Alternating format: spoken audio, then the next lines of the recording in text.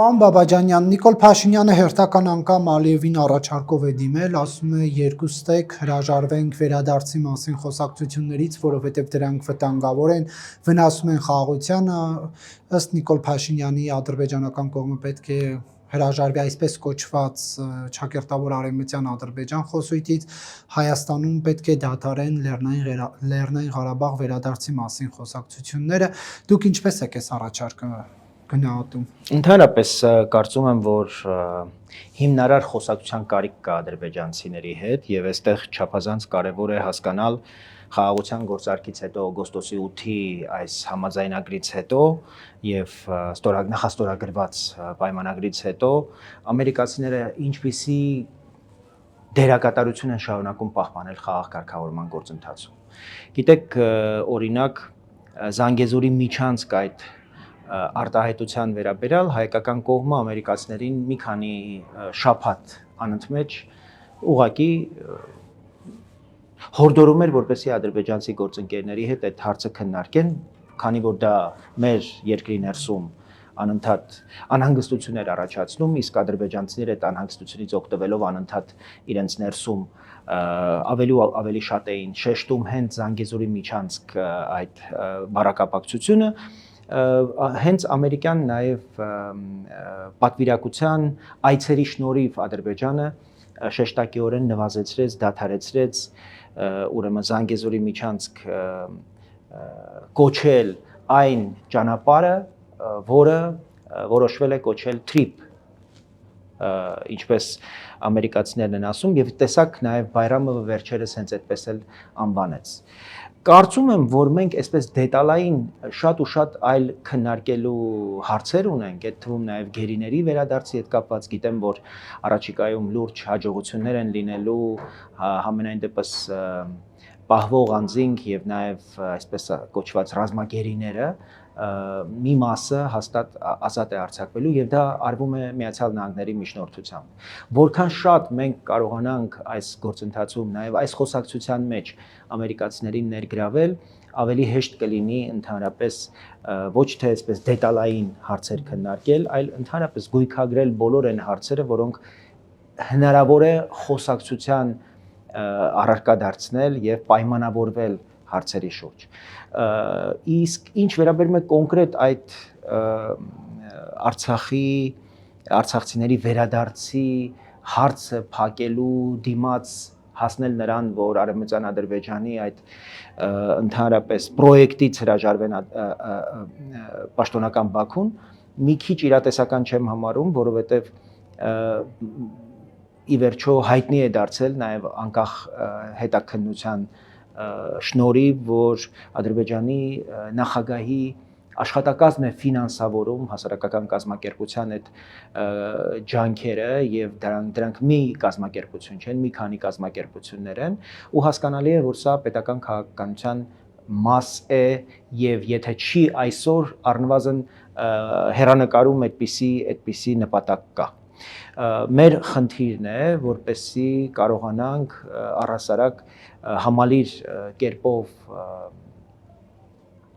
այս հարցերին մոտենանք եւ ապագայում, երբ մենք պիտի օրինակ խաղաղության պայմանագիր կնքենք, ստորագրենք, ունենանք նաեւ այսպիսի հարցերի մի ամբողջ շրջանակ, որոնք որպես հավելված օրինակ կարող են կցվել այդ պայմանագրին եւ երկուստեք կարողանանք օրինակ մի շարք հանձնառություններ եւ պարտավորություններ վերցնել եւ փակել այս խոսակցությունները, եթե դրանք գնահատված են որպես այս պահին ուրեմն խոչընդոտ խաղաղության պարզապես չեղած բանն ու գոյություն ունեցող փաստը դնում է պաշտոնական Երևանը իրար կողք եւ ասում է արեք երկուսը միասին բան անենք, հա, հանենք մեր խոսույթից։ Արևմտյան Ադրբեջան չկա, չի եղել, կա Լեռնային Ղարաբաղի հայերի իրավունք, որի հետ կապված առաջարկվում է դա մոռացության տալ, հա։ Սա արդյոք հավասարազոր պահանջներ են, որ հիմա Փաշինյանն ուզում է դրանք անել։ Նայեք, իմ խորին համոզմամբ Փաշինյանը կարող է խոսել բացառապես հայկական պետության անունից։ Իր արտաքին քաղաքականությունը այսօր այդ հարցը փակված է համարում։ ես կարծում եմ, որ հարցը փակելու եւ չփակելու կամ բաց պահելու հիմնական իրավունքը մնում է արցախահայերին։ Արցախահայերը իրենք պիտի Նա բոլորին է հորդորում հանել դախոսույթից, այդ թվում միջազգային հանրությանը։ Իր հորդորները որևէ նշանակություն կարող են եւ չունենալ արցախցիների համար։ Օրինակ արցախցիները կարող են այս հարցը շարունակել սփյուռքահայ իրավական միջազգային ուրեմն գործընկերների հետ շարունակել եւ ես գիտեմ, որ շարունակում են։ Օրինակ Միացյալ Նահանգներում գործող արդարության եւ արդարադատության եւ ճշմարտության կենտրոնը շարունակում է այս հարցը հետապնդել գերիների հարցով, արցախցիների վերադարձի հարցով եւ այս հարցերը մշտապես մնալու են օրակարգում։ Խնդիրը այս պահին օրինակ Հայաստանի արտաքին քաղաքականության համար նպատակահարմարությունն է այդ աստիճան արտահայտված պահել հարցը, թե օրինակ հարցը այս պահին նվազեցնել դրա կարևորությունը, դրա նշանակությունը եւ թողնել օրինակ այլ լավ ժամանակների համար։ Ինքնին կարծում եմ, որ արցախահայերը այստեղ անելիք ունեն։ Արցախահայերի հիմնական գործառույթը իրենց իրավունքների միջազգայնացումն է եւ միջազգային տարբեր հարթակներում, իրավական ուրեմն մարմիններում միջազգային այս հարցը անընդհատ հնչեցնելն է եւ այստեղ եւս կարծում եմ, որ եկեղեցին ահռելի դերակատարություն ունի, պիտի ուզեի, որպեսզի նաեւ իր առաքելությունը կարողանար ընկալել եկեղեցին։ Իսկ ինչ վերաբերում է Հայաստանին, Հայաստանի իշխանությունները այս պահին այդպիսի պատկերացում ունեն, ինչը ես այսօր նաև ադրբեջանական մամուլին հետևելով տեսնում եմ, որ այնտեղ հակված չեն պատասխանել դրականորեն Հայաստանի վարչապետի առաջարկին, որտեղ համոզված են, որ արևմտյան Ադրբեջան այնուամենայնիվ կա եւ չեն պատրաստվում հրաժարվել այն նկրտումներից, այն հավակնություններից, որոնք վերաբերում են ուղղակի Հայաստանի տարածքին։ Այսինքն Հայաստանին դեռևս չի հաջողվում, օրինակ, գոնե այս պահին հասարակական, այսպես այդ ընկալումները արևմտյան Ադրբեջանի վերաբերյալ, ուրեմն կամ դրա նկատմամբ Ադրբեջանի իշխանությունների, այսպես ուղղակի ներգրավվածությունը ուղղակի զսպել կամ չեզոքացնել։ Այդտեղ ելի եմ ասում, մենք բազմաթիվ ուրիշ հարցեր ունենք քննարկելու ադրբեջանցիների հետ եւ ես տեսնում եմ, որ տեսեք փոխվարչապետերի մակարդակով Գաբալայում հանդիպում է տեղի ունենում, արտգործնախարարները տարբեր հարթակներում կարողանում են խոսել, անվտանգության խորհրդի քարտուղարը Հաջիևի հետ հանդիպում է Դոհայում, բայց այս հարթակները բավարար չեն, որպեսզի մենք կարողանանք օրինակ կուտակված բոլոր հարցերի շուրջ պայմանավորվածության հանգել։ Կարծում եմ պետք է գույքագրել բոլոր հարցերը եւ քանի որ ամերիկացիները օգոստոսի 8-ին վերցրել են խաղաղության գործարք են այս գործընթացի անունը կնքել։ Իրենց հետ պիտի լինի այս խոսակցությունը եւ պետքարտուղարության անմիջական ներգրավվածությամբ մենք պիտի կարողանանք որոշակի գոնե այսպես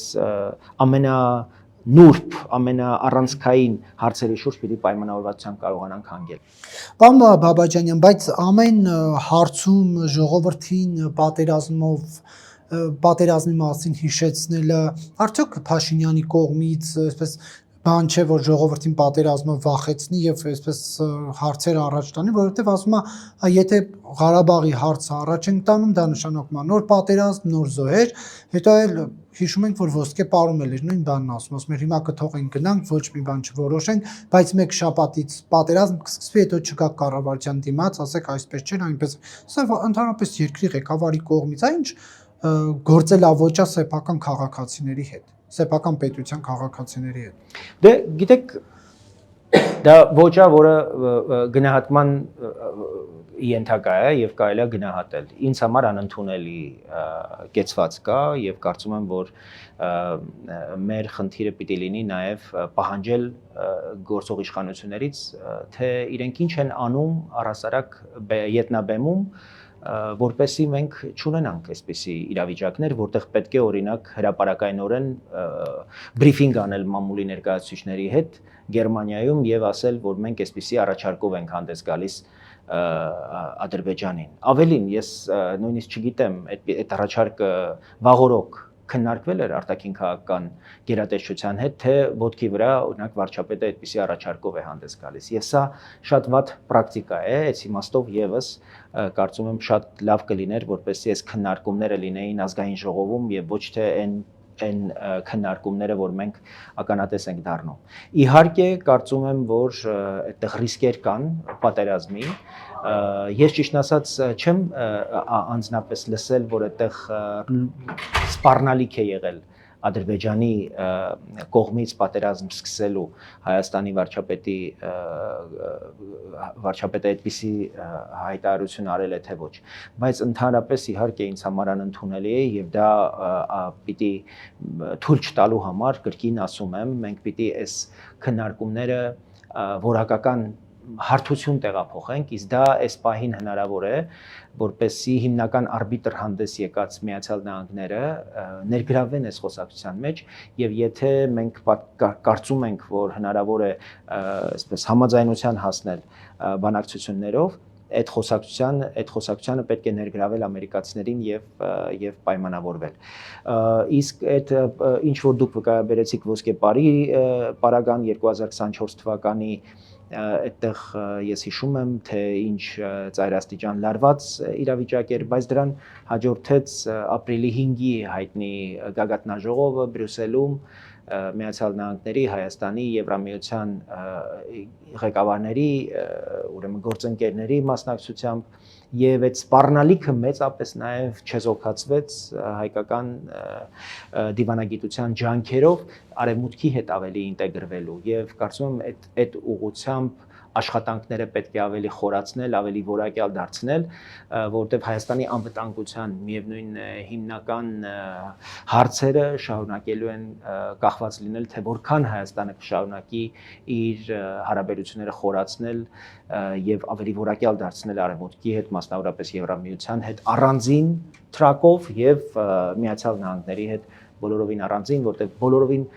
իրար փոխլրացնող, բայց շատ կարևոր առանցքային օրակարգեր կան երկու ուղղություններով էլ։ Գերմանիայից եւ ձեռք բերված պայմանավորվածությունները արդյոք կարելի է դիտարկել Եվրոպայի հետ հարաբերությունները խորացնելու ֆոնին եւ ընդհանրապես այդ ռազմավարական համագործակցության մասին այդ փաստաթղթերը Հայաստանին ինչ են տալիս, որ հերթով մայրաքաղաքներով շրջելով Փաշինյանը ստորագրում է։ Ընդհանրապես Եվրոպական միության հետ մենք ռազմավարական օրակարգի շուրջ ձեռք բերեցինք պայմանավորվածություն դեկտեմբերի սկզբին, որը ըստ էության կանաչ լույս է վառում Հայաստանի եւ Եվրամիության առանձին երկրների հետ հարաբերությունների հաստատման համար։ Տեսեք, Եվրամիության անդամակցության համար եւ Եվրամիություն Հայաստան հարաբերությունների խորացման համար մեզ միայն Բրյուսելի հետ հարաբերությունները եւ հարաբերությունների հաստատումը կամ խորացումը բավարար չէ։ Ընդհանրապես Հայաստան Եվրամիություն հարաբերությունների զարգացման, խորացման, դրանց ռազմավարական բնույթ հաղորդելու համար պետք է առանձին անդամ 27 երկրները հավանություն տան այդ օրակարգին։ Եվ մենք հասկանում ենք, որ առանցքային երկրներից մեկը հենց Գերմանիան է Եվրամիության եւ Գերմանիայի հետ ունենալ այս տեսակ որակի հարաբերություններ ուղղակի կենսական կարեւորություն ունի նաեւ անդամ մյուս երկրների հետ նմանօրինակ ուրեմն հարաբերությունների օրակարգ հաստատելու կամ ուրեմն նաեւ ստորագրելու այդպիսի համաձայնագիր ստորագրելու համար։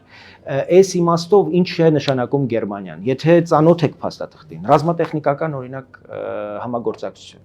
Մի բան, որ Հայաստանի համար կենսական կարևորություն ունի։ Գերմանիայի հետ ունենալ այդ փաստաթուղթ նշանակում է հաջորդիվ մենք կարող ենք ունենալ ֆինների հետ, կարող ենք ունենալ լեհերի հետ, կարող ենք ունենալ շվեդերի հետ, որոնք ունեն արտակարգ ռազմատեխնիկական արդյունաբերություն եւ դա մեզ համար չափազանց կարեւոր է։ Անդամ երկրների Եվրամիության հետ ունենալ ընդհանուր ռազմավարական գործընկերության օրակարգ եւ անդամ երկրների հետ ունենալ ռազմավարական գործընկերություն չափազանց կարեւոր է Հայաստանի Եվրոպական միության անդամակցության հեռանկարների համար։ Ես հույս ունեմ, որ մենք առաջիկա շաբաթներին, ամիսներին կունենանք այլևս հայտը Եվրամիության անդամակցության վերաբերյալ եւ Բայց որտեղից այդ վստահությունը կամ այդ արտգործնախարարը հայտ արեց Փաշինյանն է, որ ասում է մենք դեռ երկար ճանապարհ ունենք գնալու։ Այո, երկար ճանապարհին չի խանգարում հայտ ներկայացնելը։ Դեռ պիտի մենք տեխնացու դառնանք, այսինքն հայտ ներկայացնելը որևէ բան չի նշանակում։ Չէ, ասում է անցնենք այդ տեխնոլոգիաները եւ այլն, ասում է ունենանք ոլորտներում նոր դիմենք, դիմելուց հետո եթե ընդունել լավ, եթե չի ուրեմն մենք բարձր չափանիշներ։ Հիմա արտգործնախարար Արարատ Միրզոյանը ասել է, որ եթե ոչ այս տարի, հաջորդ տարվա սկզբին մենք ունենալու ենք հայտ։ Հույս ունենանք, որ այդ իմաստով ավելի որոշակի եւ հետեւողական աշխատանքը այնուամենայնիվ պատվիրակված է արտգործնախարարությանը եւ արտգործնախարարի հայտարարությունը որպես բազային ընդունենք։ Ամեն դեպքում Նիկոլ Փաշինյանը նաեւ չի հերքում, որ Հայաստանը Եվրամիության անդամ դառնալու նպատակը շարունակում է առանցքային համարել, ասում է, որ մեր համար ռազմավարական նպատակը մնում է Եվրամիության անդամ լինելը, բայց ԵԱՏՄ-ից դուրս գալը նպատակ չէ այս պահին։ Հույս ունեմ, որ Հայաստանը կգնա այդ քայլին, դուրս կգա Եվրասիական տնտեսական միությունից ավելի շուտ, քան մեզ դուրս կհրավիրեն այնտեղից, ավելի ցավոտ չլինելու համար։ Այսինքն մենք առնվազն այդ գործընթացը ինքներս կկառավարենք եւ մեզ ուղղակի մի օրում չեն կանգնեցնի փաստի առաջ։ Այդ իմաստով գիտեմ, որ դեռևս անցյալ տարեվերջին շատ կարևոր քննարկում է եղել Հայաստանի եւ Եվրամիության պաշտոնյաների միջև եւ Եվրամիությունը հնարավոր ուրեմն պատժամիջոցները, որ Ռուսաստանը կարող է Հայաստանի նկատմամբ կիրառել, կարծես թե նույնիսկ համաձայնել է վճարել, փոխհատուցել այդ գումարները, դա մոտավորապես 2 միլիարդ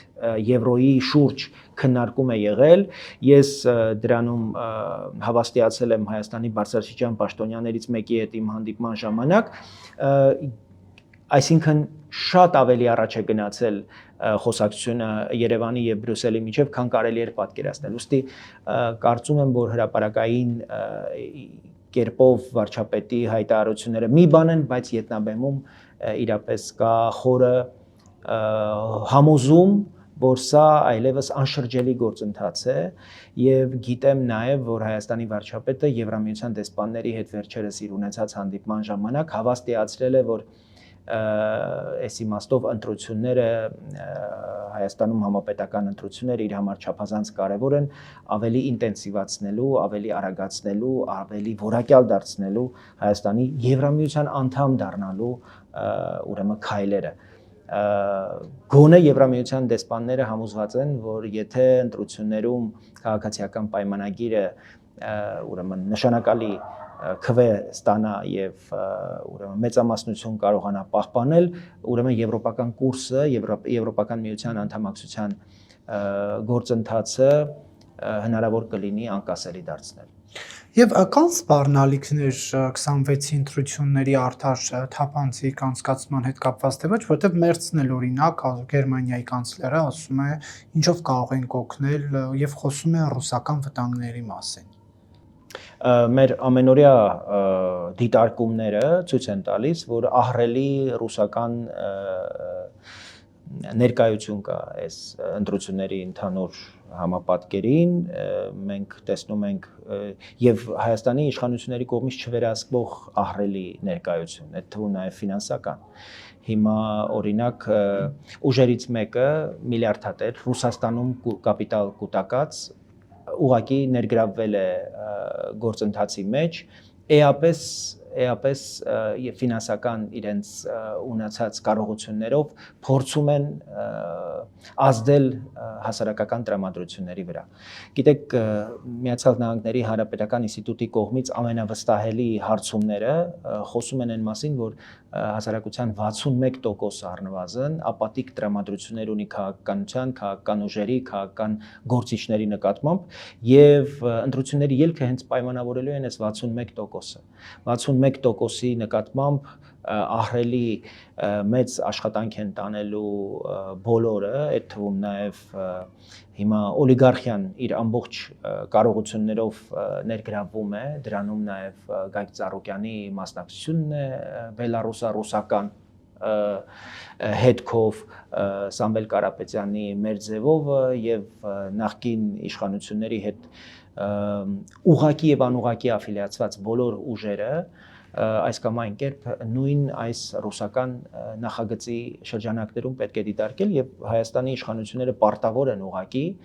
նաեւ դրա համար ահռելի ֆինանսական եւ տեխնիկական աջակցություն է եւ քաղաքական աջակցություն է խոստանում Եվրամիությունը,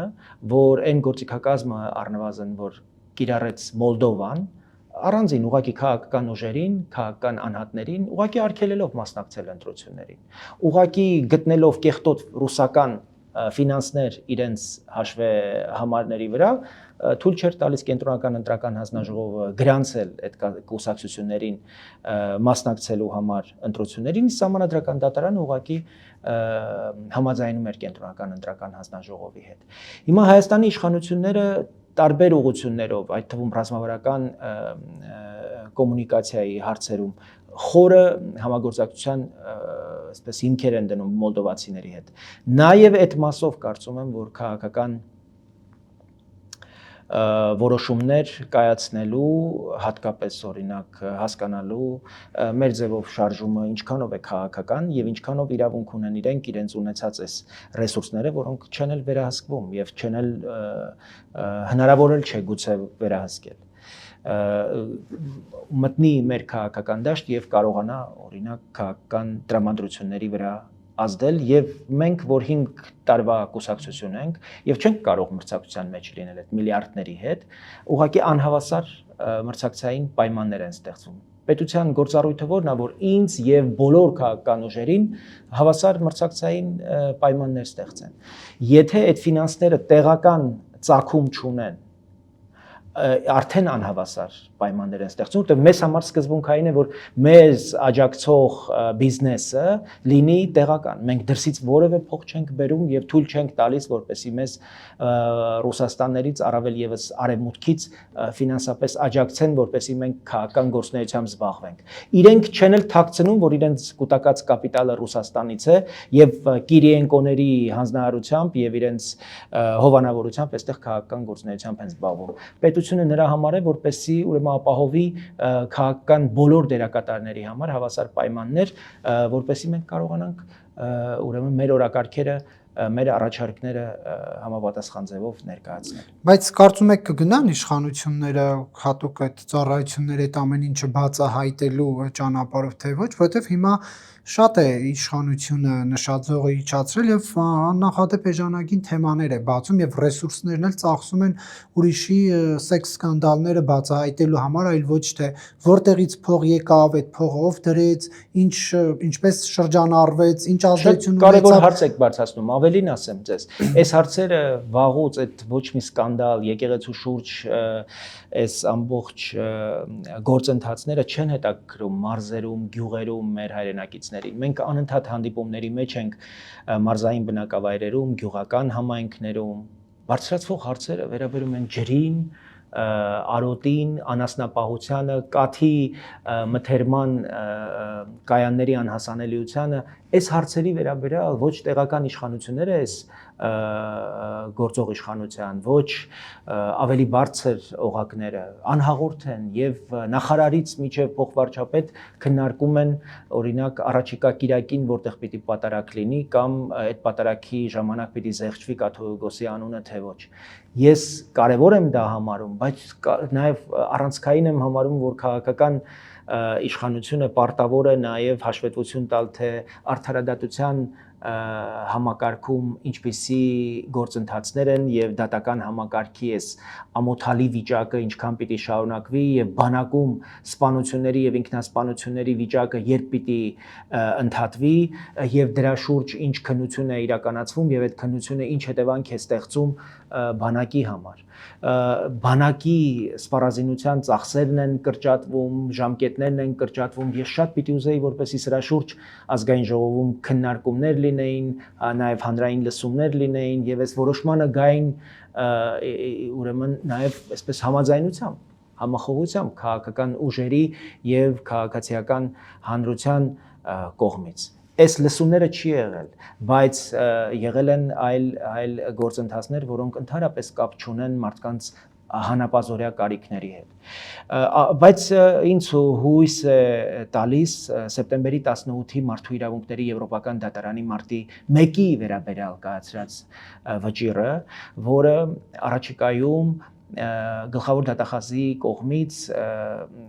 կոնկրետ հանձնարարությունների տեսքով կսկսի գործընթաց,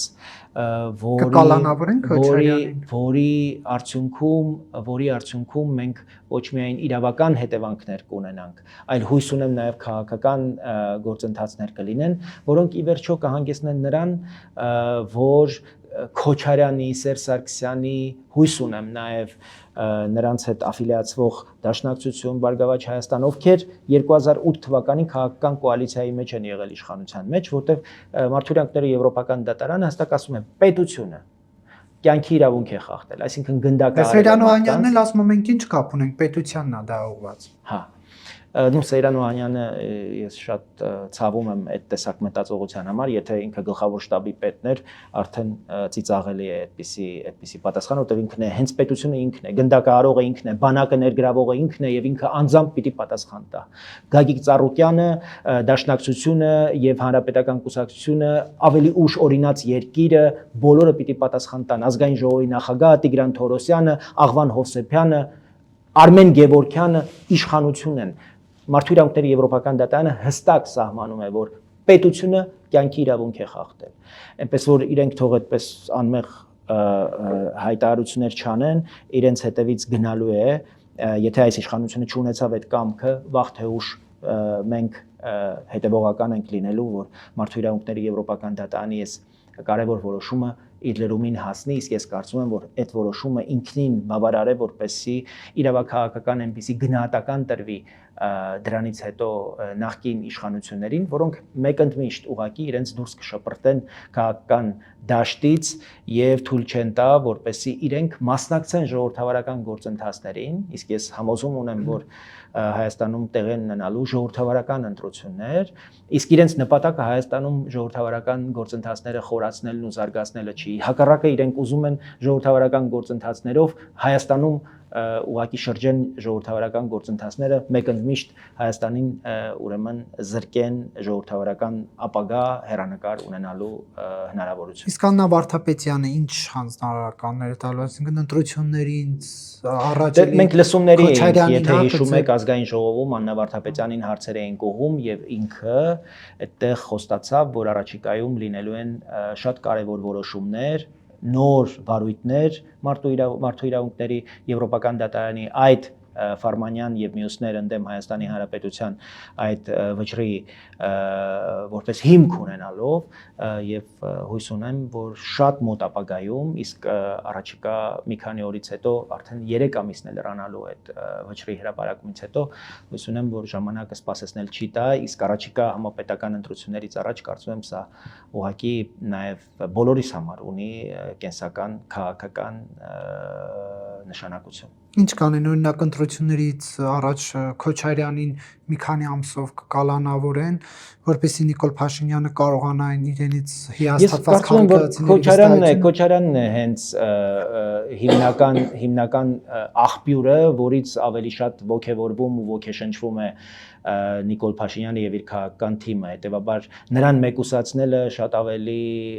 խնդիրներ կստեղծի քաղաքացիական պայմանագրի համար, որտեղ քաղաքացիական պայմանագրի եթե ընդդիմախոսը ես դառնամ, ինձ ասելու բան չեն ունենա, մինչդեռ Քոչարյանին, Սերժ Սարգսյանին եւ մյուսներին ասելու բան ունեն ինչքան ուզես։ Հետևաբար ես կարծում եմ, որ այս հրեշների ֆոնին իրենք միշտ հրեշտակ են որպես հանդես գալու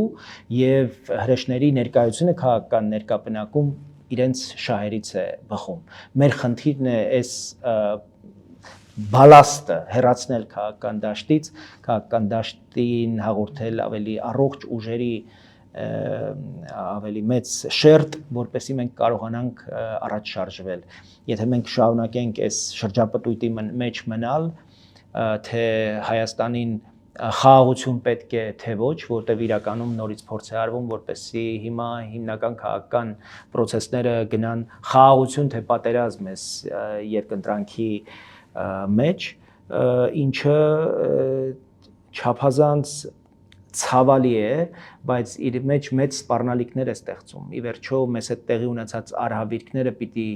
բավարար լինեին, որպեսզի մենք հասկանայինք, թե ինչքան կարևոր է խաղաղությունը, իսկ այդ արժանապատիվ խաղաղություն, չգիտեմ մնացած, ուղղակի պիտի ասեմ, որ պատերազմի քարոզչություն է, որտեղ գոյություն չունի արժանապատիվ խաղաղություն։ Խաղաղությունը ինքը ինքնին դաժան է, եւ եթե մենք այսօր հնարավորություն ունենք խաղաղ ապրելու, իսկ խաղաղ ապրելը պիտի շոշափելի որակական փոփոխություններ բերի անհատապես ամեն մարդու կյանքում, մենք տեսնում ենք, որ այսօր այդ խաղաղությունը, որ այդքան թմբկահարվում է գործող իշխանությունների կողմից, այո, կրակոցներ չկան, այո, հրադադար է, դա որակական փոփոխություն չի բերել մարդկանց կյանքում։ Վարդենիսում ապրող մարդիկ իրենց մաշկի վրա որևէ փոփոխություն չեն տեսել։ Իրենք ոնց աղքատ, ծայրաստիճան աղքատ ապրել են, անհեռանկար եւ անհույս ապրել են մինչև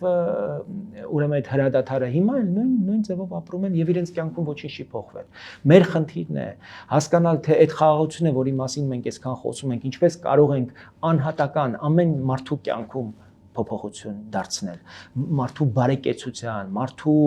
նախաձեռնողականության, մարդու եկամուտների, մարդու առողջության, կրթության, հնարավորությունների, մրցակցության, այս բոլորը ինձ համար խաղաղության այն պատկերացումը, որը մենք պիտի ավելի շատ տարածենք եւ դա դարձնենք հիմնական ուղենիշ խաղաղության։ Թե չէ այդպես շատ անորոշ ու վերացական խոսել խաղաղության մասին, բայց չհասկանալ, թե մենք դա ինչպես ենք նյութականացնում, ինչպես ենք գետնի վրա դրա դրսևորումը չկարողանանք մարդկանց բացատրել, դա չի կարող որևէ հեռանկար ունենալ։ Իսկ դա մենք չենք կարողանա անել, մինչև մենք ներսում չկարողանանք ինստիտուտներ կայացնել, որտեղ եթե մենք չունենք դատական համակարգ եւ մարդիկ, օրինակ, քրեական աշխարհին դիմելու պրակտիկան ավելի են նախընտրում, քան դատարաններին դիմելու, քան դատական կարգով իրենց վեճերը հանգուցալուծելու, գողականներին բերենք, թող դատավորներ աշխատեն, որտեվ մեր դատավորները ոչինչ բանի պետք չէ, որտեվ մեր օրինակ նախարարը համարում է, որ կարգապահական բարույթները բավարար են եւ ավելորդ վեթինգի կարիք չկա եւ 60% դատավորների փոխված բավարար է, որ մենք համարենք, որ դատական իշխանությունը առողջանում է։ Մենք որակապես այլ պատկերացում ունենք դատական իշխանության առողջացման մասին։ Մենք կարծում ենք, որ արդարադատության հետ կապված լրջագույն մտահոգություններ ունենք,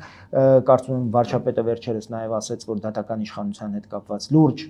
շատ լուրջ մտահոգություններ կան, ավելի լուրջ, քան կարելի էր պատկերացնել, եւ ես կիսում եմ այդ կարծիքը, բայց չեմ տեսնում գործում քայլեր։ Բայց ինչ էր պետք Նիկոլ Փաշինյանին դատական ոլորտում, երբ որ Մնացական Մարտիրոսյանը եւ Մասիս Մելքոնյանը բոլոր ցանկալի վճիռները կայացնում են այս իշխանության համար։ Դուք պատասխանեցիք։ Մնացական Մարտիրոսյանը ինձ եւ Նիկոլ Փաշինյանին դատած դատավորն է, մարտի 1-ի ուրեմն գործով հարյուրներին դատած դատավորն է, որոնք բոլորը արդարացել են։ Բայց ինքը հիմա կենտրոն համայնքի դատարանի ուրեմն վարչական շրջանի դատարանի նախագահն է, ոչ թե դատավորն է։ Իդեպ Մնացական Մարտիրոսյանը հեղափոխությունից հետո ուզում էր դիմումը գրեր ու փախներ համակարգից, ուղղակի որպես իրեն չկախեին հանրապետության հրապարակում։ Բայց իրեն, որտեվ ինքը միշտ իշխանության կամքը կատարող դատավորը, այս իշխանությունն էլ որոշեց իրեն պահի։ Սա է իրավիճակը։ Պարոն Բաբաջանյան, արդյոք մտահոգիչ չէ, որ Նիկոլ Փաշինյանը ԱԱԾ-ին օգտագործում է իր անձնական նպատակների համար։ Իսկ որոշակիացնեք ինչի մասին է։ Խոսքը մասնավորապես այն մասին է, որ ԱԱԾ ծառայողը գնում է եւ հոգեվորականին փոխանցում է Նիկոլ Փաշինյանի ցանկությունը պատարագի։ Չեմ կարծում, որ դա անձնական հարց է, ընդհանրապես եկեղեցին չի կարող անձնական հարց լինել, եկեղեցին։ Չէ, դա Նիկոլ Փաշինյանի անձնական ցանկությունն է պատարագի ընթացքում չլսել կաթողիկոսի անունը։ Եկեղեցին եւ ընդհանրապես կարծում եմ եկեղեցու շուրջ տեղի ունեցող գործընթացները ունեն արտաքին քաղաքական լրջագույն հետք, ավելի ու ավելի եմ համոզվում, որ դա այդպես է եւ տեսնում եմ նաեւ Ռուսաստանի շահագրգիռ մարմինների, շահագրգիռ արձագանքների տեսքով, թե ինչքանով են իրենք ներգրավված այս գործընթացում։ Դա տեսնում եմ նաեւ այն հանրահավաք, այսպես բողոքի ակցիայով, որ Մոսկվայում տեղի ունեցավ, որ առանց Ռուսաստանի իշխանությունների չէր կարող դա տեղի ունենալ։ Ընդհանրապես Մոսկվայում 2 հոգի չեն կարող որևէ բողոքի ակցիա անել, որ մնաց 300 հոգի կարողանան անել։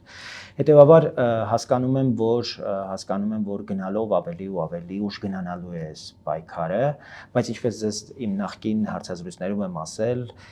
այլևս մեծ հաշվով հարցը գործող իշխանության եւ եկեղեցու միջև չէ այս դիմակայությունը։ Եկեղեցի դիմակայություն է սկսվել շնորհիվ այն մի քանի խիզախ եպիսկոպոսների, ովքեր վերցրեցին այո պատասխանատվությունը, այդ թվում Կճոյանի, եւ ասացին, որ այսպես հնարավոր չի շարունակել։ Իդեպ ասեմ, որ այս եպիսկոպոսները, այդ թվում նաեւ Կճոյանը, չեն ասում, որ իրենք անմեղ են։ Իրենք ասում են մենք մեղավոր ենք, բայց այսպես հնարավոր չի շարունակել։ Իսկ մեղավորները ասում են մենք մեղավոր ենք, մենք ձեզ մեր մեղքերի հետ կտանենք կործանման։ Տարբերությունը այսպես է, եւ հասարակությունն ու ժողովուրդը պիտի ընտրի գնալ մեղավորների հետ, ովքեր ասում են այսպես չենք կարող շարունակել, թե գնալ Արշակ Սրբազանի հետ կործանել եւ կործանվել եւ եկեղեցին կործանել։ Ուրեմն մենք ընտրության հնարավորություն ունենք տալ հնարավորություն, որպեսզի այս եպիսկոպոսները այս գահավիժման այս ընթացքը կասեցնեն, իսկ ես հույս ունեմ, որ այդ եպիսկոպոսների մեջ իրապես հասունացել է, որ այսպես իրապես այլևս հնարավոր չի շարունակել, իսկ մենք նաև առանձին եպիսկոպոսների հարցազրույցներում նորանոր բացահայտումներ են ի հայտ եկել, երբ ուղղակի ճնշել են եպիսկոպոսներին գնալ Սամվել Կարապետյանի աջակցության համար հանրահավաքներում ելույթներ ունենալ։ Այս երևույթների նկատմամբ պետությունը չի կարող չունենալ վերաբերմունք, դա անձնական չի եւ կարծում եմ, որ ազգային անվտանգության ծառայությունը գոնե գնահատել է այսօր եկեղեցուց եկող սպառնալիքը մեր պետականության համար եւ գործում է ըստ այդմ։ Իսկ գուցե այդ պատմությունը հակառակ կողմ էլ ունի, Կճոյանի դիմաց օրինակ դրվել են փաստեր, այ որ դու ես գնալու ճաղերի հետև, որը տվես SS բաներն ունես անօրինական եւ որոշել է պարզապես գործարկել։ Քանի որ ես այդ գործընթացին մոտ եմ եղել, ասեմ հակառակը, որ Կճոյանը հաշվի առնելով, որ ունի վարույթներ իր հետ կապված տարբեր կարգի, իր այդտեղ գտնվելը նույնիսկ այդ եպիսկոպոսների շարքում գտնվելը խնդրահարույց է եղել շատ մյուս եպիսկոպոսների համար։ Ի վերջո մյուս եպիսկոպոսները համաձայնել են, որ Կճոյանը այդտեղ լինի, նաև հասկանալով, որ այդտեղ անմեղ եպիսկոպոս ընդհանրապես մեր եկեղեցում արդեն չի մնացել եւ խնդիրը նրա մեջ է, թե կգտնվեն արդյոք բավարար թվով եպիսկոպոսներ ուղղակի որ կասեն, որ մենք այլևս չենք պատրաստվում ամենայն հայոց կաթողիկոսի պարականոն, ընդհանրապես կանոնական որևէ սահմանման չընթարկվող որոշումներին ենթարկվել, որոնք երբեմն ուղղակի դեմ են պետականությանը, դեմ են ողջամտությանը եւ ուղղակի կուսակցական Ես քաղաքականության մասին չեմ խոսում, եկեղեցին ինչքան ուզում է թող քաղաքականությամբ զբաղվի, բայց կուսակցականությամբ չպիտի զբաղվի։ Որ կուսակցություն չպիտի լինի Քոչարյանի օրինակ դրոշակակիրը։ Կաթողիկոսը ինձ անձամբ է ասել, որ իր նախընտրած վարչապետի տեխնացուն Ռոբերտ Քոչարյանն է։ Կաթողիկոսը չի կարող, այո, քվեք թող ունենա, բայց եթե դու դրա մասին հայտարարում ես, դու համայնքի մեջ, հավատացյալների մեջ թշնամանք ես առաջացնում եւ դու սկսում ես հավատացյալներին քոչարյանական եւ փաշինյանական դարձնել։ Ինչը անթույլատրելի է եկեղեցին բոլորինն է, եւ քոչարյանականներին է, եւ փաշինյանականներին է, եւ իմ հետևորդներին է, եւ կաթողիկոսը իրավունք չունի իր անձնական հավակնություններն ու հավանությունները։ Բայց ունակ չենք լսել, որ ընտրություններից առաջ կաթողիկոսը հավատացյալներին հորդորի։ Բայց կաթողիկոսը միացել էր Փաշինյանին հրաժարական պահանջողներին, եկեղեցականներին ուղարկում էր Քոչարյանի հանրահավաքներին։ Կարելի էր չէ ենթադրել, որ եկեղեցին կոնկրետ կոնկրետ քաղաքական, կուսակցական գործընթացների մեջ է։ Պարզապես տեսեք, կին երեխա ունեցող եկել է, ուզում է մեկ այլ կին երեխա ունեցող հոգևորականի հեռացնել։ Դե ասում եմ ձեզ, կան մեղավորներ, ովքեր ասում են, այսպես չենք կարող այլևս շարունակել, եւ մեղավորներ ասում են, այսպես էլ կշարունակենք, իսկ եթե ինձ կարգալույց անեք, ավելի շատ կանեմ։ Հիմա մենք պիտի ընտրենք, որ մեկի, որ մեղավորների հետևից գնանք։ Երկուսն էլ մեղավոր են։ Երկուսն էլ եպիսկոպոս են, եւ եթե մենք ճանաչում ենք իրենց կարգը որպես եպիսկոպոս, իսկ մենք ճանաչում ենք, որտեղ ուրիշ տարբերակ չունենք։ Ի վերջո, եթե կաթողիկոսը չլինի, եպիսկոպոսներն են, չէ՞ վերջում, նաեւ առողջացման գործընթացը շարունակելու։ Եվ մեր խնդիրն է թույլ տալ հնարավորություն ստեղծել, որ նրանք, ովքեր ասում են այսպես այլևս հնարավոր չի շարունակել, հենց իրենք նաև առաջնորդեն այդ առողջացման։ Մոտ է հիմա այդ ժամանակը շրջանը, որ կաթողիկոսը կհեռանա։ Մոտ չի։ Կարծում եմ դեռ տևական խմորումներ են լինելու, այդ թվում նաև ընդհանուր միջև սպառնալիքներ կան, որ եթե գործընթացը սաստկանա եւ դրան հնարավոր չլինի ավելի փափուկ ընթացք հաղորդել, Ռուսաստանում կարող է կաթողիկոսություն ստեղծվել,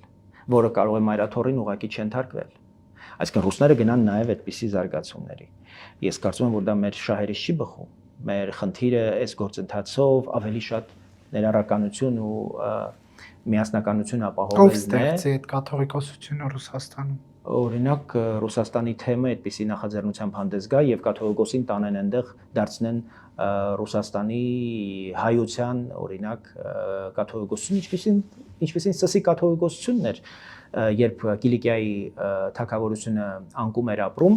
Սսի կաթողիկոսը ասեց գնացեք, ես անառողջ եմ, մեծահասակ եմ, գնացեք Էջմիածնում կաթողիկոս ընտրեք, հետո ասեց ես էլ եմ կաթողիկոս։ Եվ այդպես մենք ունեցանք Մեծիտանն Կիլիկիո կաթողիկոսություն։ Հիմա էլ այս գործընթացների բերումով ռուսները որպեսզի մեր ժողովրդին ջլատեն, տրոհեն, չի բացառվում, որ այդպիսի զարգացումների հնարավորություն ստեղծեն Եզրաս Սրբազանի եւ նրա եղբոր Վեհափառի համար, որպեսզի ավելի մեծ քաղաքական ազդեցություն կարողանան ունենալ մեր ժողովրդի վրա, իսկ մենք գիտենք Ռուսաստանում ահռելի համայնք ունենք, որը կապված է Հայաստանի հետ, Հայաստանի իրենց հայրենակիցների հետ եւ նրանց տրամադրությունները այս կամ այն կերպ կարող են շոշափելի փոփոխություն բերել մեր քաղաքական։ Բայց կգնա կաթողիկոսը Ռուսաստանում ապրին, այնտեղից կառավարի եկեղեցին։ Հույս ունեմ, որ գործը դրան չի հասնի։ Ես ասում եմ, որ այդպիսի զարգացումներ կան եւ սпасել, որ շատ մոտ ապագայում կարելի է ուղղակի վեհափառին ինքնակամ հանգստի ուղարկել, այդպես չի լինելու, կարծում եմ դեռ զարգացումների ականատես պիտի լինենք, շատ կարևոր է որպեսզի ստվարանա այս խիզախ եպիսկոպոսների շրջանակը, քանակը, որպեսզի բայց երևի թե այսքանն էին, որովհետև էլ չկա առաջընթաց, թիվը չի ավելանում։ Կա։ Առաջիկայում հուսամ նոր անուններ կլսեք։ Որ ասում եք կա գործընթաց, ինչ է տեղի ունենում։ Եպիսկոպոսները իրենց համայնքում եպիսկոպոսների հետ քննարկումների մեջ են, խոսակցության մեջ են։ Հիմա Լոս Անջելեսից մինչև Հայաստանի տարբեր թեմեր ներգրավված են։ Հիմա հասկանում եք, չէ՞, Լոս Անջելեսը ամենահարուստ թեմն է հայ եկեղեցու եւ միացել է այս խմբի։ Ամերիկայի արևմտյան թեմ։ Հիմա դա նշանակում է ազդեցություն, դա նշանակում է ավելի մեծ ճնշման եւ ազդելու հնարավորություն եւ կարծում եմ, որ եպիսկոպոսները պիտի գործեն եւ ավելի ձգտեն իրենց շրջանակը ընդլայնել։ Պարոն Բաբաջան, վերադառնալով Ռուսաստանի միտինգին, ինչու Մոսկվան թույլ տվեց այդ միտինգը տեղի ունենա։ Որովհետև կարծում եմ, որ իրենք աջակցում են եկեղեցու գործողությունները Հայաստանում եւ դրա մասին իրենք նաեւ հրապարակային ցույց տվեցին, օրինակ մայիսին հանձնված պարգևատրման այդ տեսանյութը այն ժամանակ տարածեցին, երբ ազգային ժողովի ամբիոնից Հայաստանի վարչապետը հայտարարեց, որ Եզրաս arczepiskopos Ներսիսյանը ԿԳԲ-ի գործակալ է։ Ռուսները ուղղակի ասացին, այո, ԿԳԲ-ի գործակալ է եւ մենք իրեն ռուս ազգի միասնականության համար единство российской нации, ինչ որ էսպիսի շքանշան տվեց։ Հայ եկեղեցու առաջնորդը։ Դա խնդիր մենք տեսնում ենք, թե չէ։ Սերժ Սարգսյանն էլ Կիրիլին ա տվել Մեսրոպ Մաշտոց շքանշան։ Դա էլ է խնդրեմ։ Նա էլ Հայաստանի գործակալն է։ Ես կարծում եմ, որ Ռուսաստանի եկեղեցու ազդեցությունը այնքան մեծ է եղել, որ Սերժ Սարգսյանը չէր էլ կարող չպարգևատրել։ Ուղղակի մենք մեր դռները եւ պատուհանները բացել էինք ռուսների առաջ եւ ասում էինք արեք մեզ հետ ինչ ուզում եք։ Եվ դա ասեմ ձեզ, որ ավելի ու ավելի ոգևորում էր ռուսներին, որտեղ ռուսները կարծես սերիական Չէ, բայց գուցե Կիրիլն Հայաստանի գործակալն է։ Մարդասպանի նման ավելի կարծում եմ այդպես չի։ Դա ինչու է հայ եկեղեցականի դեպքում մեդալ վերցնելը գործակալ լինելու։ Մի հատ նայեք ինչի համար է վերցնում։ Ախր դուք ասում եք Մեսրոպ Մաշտոց ընդդեմ ռուս ժողովրդի միասնականության համար տրվում է պարգևատրում այն գործողությունների համար, որոնք վերաբերում են Ուկրաինայի դեմ մարտական խմբեր կամ հայկական զորամիավորումներ օրհնելու եւ Հայաստանում ուրեմն այս գործընթացներին աջակցելու ծրագրերի եւ գործողությունների համար են այդ պարգևատրումները։ Դրանք բոլորովին այլ կշիռ ունեն եւ այլ նշանակություն, հետեւաբար դրանք չեն կարող հավասարազոր լինել։ Իսկ կարծում եմ այդ հավաքը եւ առասարակ այդ տրամադրությունները մի նպատակ ունեին ցույց տալու, որ իրենք այս գործընթացներում եկեղեցու շուրջ տեղի ունեցող գործընթացներում եկեղեցու կողմից են։ Եվ մենք դրան նաև համոզվել ենք դրանում, որ ռուսական նաև մամուլն էր հստակ ասում, որ եկեղեցի նախկին իշխանության, Հայաստանի նախկին իշխանության վերջին բաստիոնն է։ Եթե եկեղեցին ընկավ, կաթողիկոսին հնարավոր եղավ այնտեղից հանել, ուրեմն կնշանակի, որ նախկին իշխանությունները եւ Ռոբերտ Քոչարյանը եւ Սերժ Սարգսյանը այլևս որևէ ռեինկարնացիայի որևէ շանս չունեն։ Շնորհակալություն, պարոն Բաբաջան։ Ես եմ շնորհակալ ձեզ։